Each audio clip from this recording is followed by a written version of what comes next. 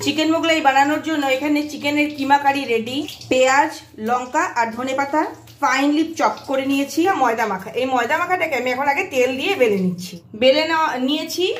এবার এখানে পেঁয়াজ লঙ্কা কুচির মধ্যে দিয়ে দিলাম নুন আর একটা ডিম ফাটিয়ে দিয়ে দিলাম। এটা ভালো করে ফেটিয়ে নিয়েছি। এবার ডিমটা দিয়ে দিলাম। ঘন দিতে হবে, পাতলা দিলে কিন্তু বেরিয়ে যাবার ভয় থাকবে। কিমা কারি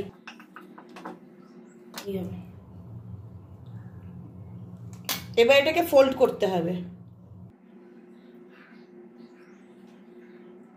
এখানে একটু জল দিয়ে বন্ধ করতে হবে, তাহলে সিল হবে। রিফাইন অয়েল গরম হয়ে গেছে, তার মধ্যে এটা আস্তে করে ছেড়ে দিলাম। এরকম ভাবে লাল করে ভেজে তুলে নিতে হবে। Ready chicken Mughlai. এরকম আরো অনেক রেসিপির জন্য প্লিজ আমার চ্যানেলটা সাবস্ক্রাইব করো।